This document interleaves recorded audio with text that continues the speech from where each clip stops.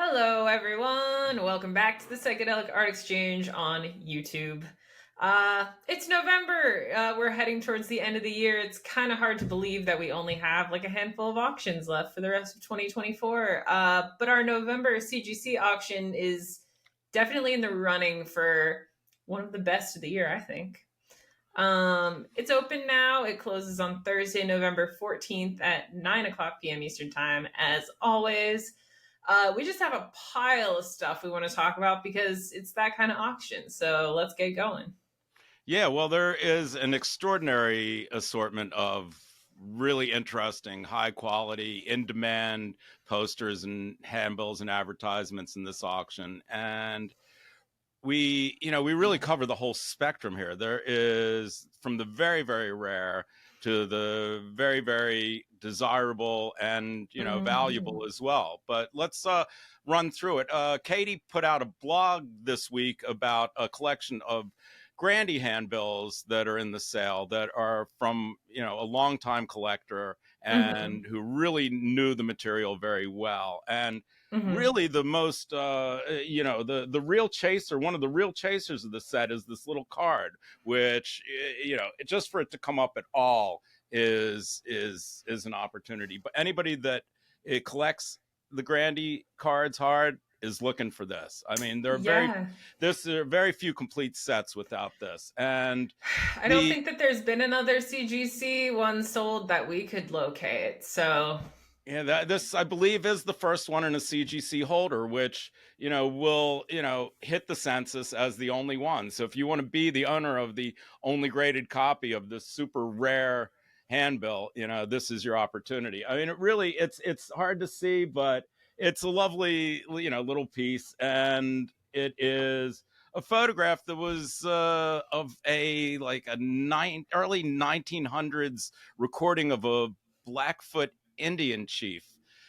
The same image is used on Vulcan Gas #8, Gilbert Shelton poster. So it's sort of a humorous and amusing image, and really one of the set breakers of the Grande. So, yeah. and moving on to that, we have some of the high grade cards that are, again, if you're collecting for grade and collecting Grande, this, I don't know if you're, how many tens, if there are any out there of these cards. This is Yeah. the Chambers Brothers. It's a Carl Lundgren design. Carl did a handful, or more than a handful, of really nice designs for the Grande. The greater percentage was done by Gary Grimshaw, but really some of the more colorful, powerful pieces were Carl's. And this is the Chambers Brothers in a 9.9, and then beyond that is the Vanessa in a 9.9, and the Vanessa is likely the most desirable Grande poster, just because of the imagery itself. It's James Yeah. Cotton Blues Band, and of course the MC5. It's a Mhm. negative issue of image of Vanessa Redgrave, who was a British actress who, a classically trained actress who came into some controversy in the 70s at the Academy Awards for, the whole Palestinian Israel issue, which, doesn't seem to It's a good thing go. that we don't have that problem anymore. No, yeah, that one got solved. So, yeah, but I mean, the Vanessa really, and if you've ever seen the poster, it's striking, it's beautiful.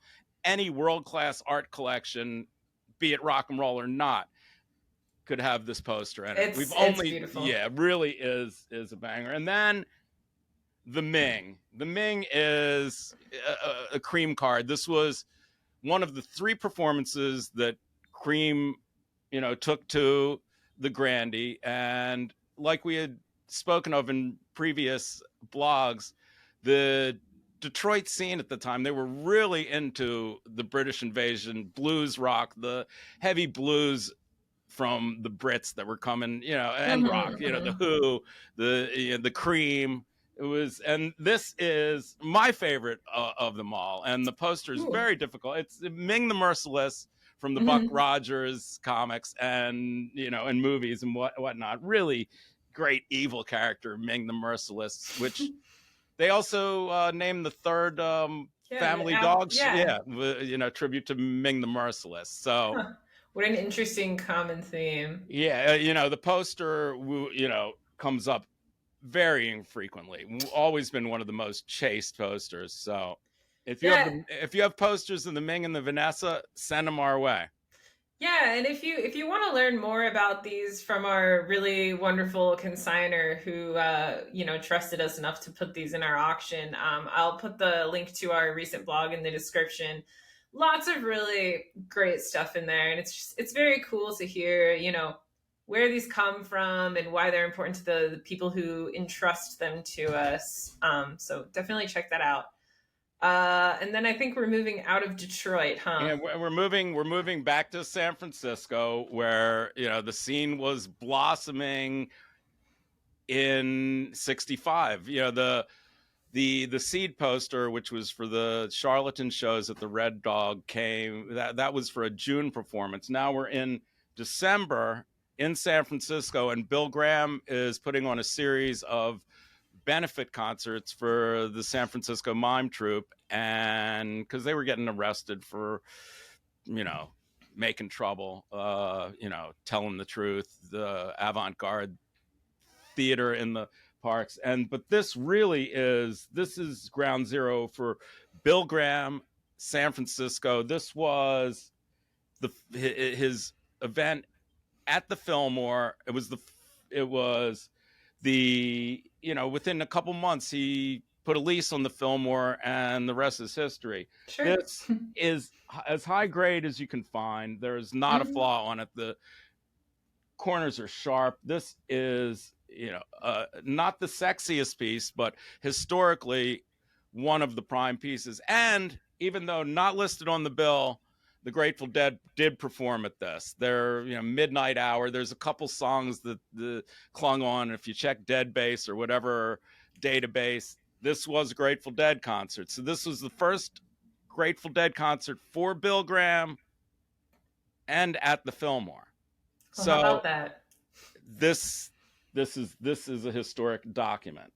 From there, though, we go to the most popular Bill Graham Fillmore poster by Rick Griffin for Jimi Hendrix in an 8.0 holder. And, this is a poster that is wanted in every rock poster collection. And the 8.0 grade is, it's very conservative. There's not a lot wrong with this poster. There's little bit of creasing in the corners, and just a tiny bit of white on one of the corner tips. This is really as good, if not the best 8.0 I've seen in this poster. So this should not be overlooked. Yeah. Grading is a subjective thing. They grade hundreds, thousands of posters, and it's what the grader sees in front of them at the time. And it's not a perfect science. It's an art and a science, but this is worth taking a look at. Anybody that's seriously interested should call us, and we'll send high resolution pics if you can't find it on the website. And so, this is the poster, and then this is the poster for the Avalon. This is the FD26, and again at 8.5, this seems like a really conservative grade. I'm not seeing much with it. There's a handful of creases and some foxing. CGC must be getting more conservative, because this is really, really, really a solid piece. I mean, there's front and back. Colors are outstanding. It looks great, and it's clean. You can see a little bit of foxing. Again, if you need high res photos, we'll send it to you. So moving right along to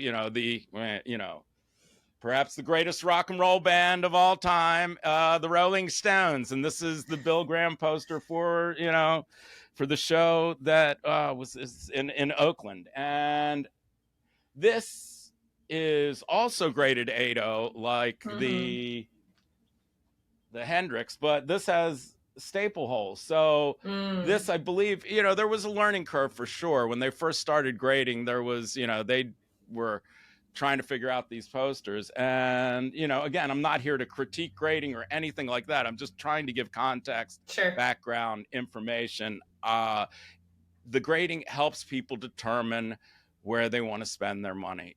This is if it's being looked at as a long-term hold, you want to put your cash into, as safe a place as you can. But anyhow, the Rolling Stones, there needs no further. That one's usually beat up when we get it. So it's really hard to find in high condition. So on a curve, this is one of the better copies of this. Mm-hmm. So, and it's the classic Stones photo. This was, with Mick Taylor. This was, it's the Stones in silver and black.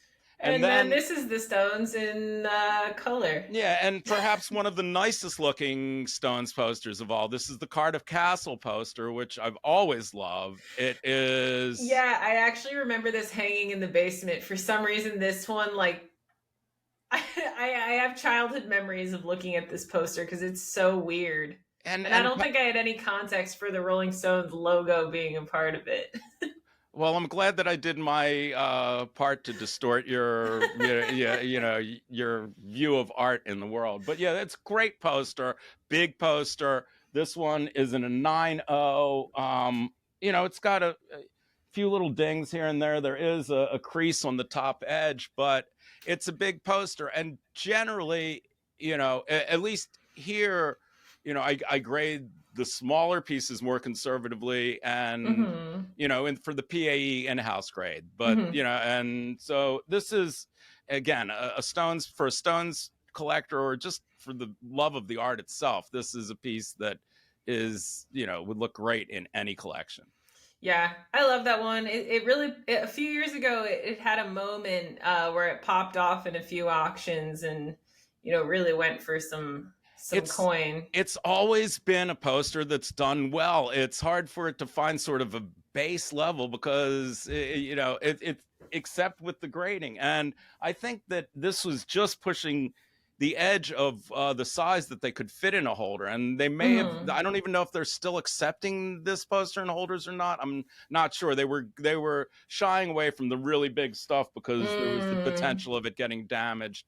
So, but yeah, this is this sale really covers the entire spectrum. There's more items in it than we have time to talk about now, but it really, for an experienced collector, it doesn't need any explanation. For those of you coming into the hobby, call us, find out more. We're happy to share any information, images, any kind of background that you need. Well, there you have it. The November CGC auction is open until Thursday, November 14th at 9:00 p.m. Eastern time. Links are all below me here. And as always, thank you for watching. Let us know what you think. Give us a like, give us a comment, and we'll be back soon. Take care, y'all.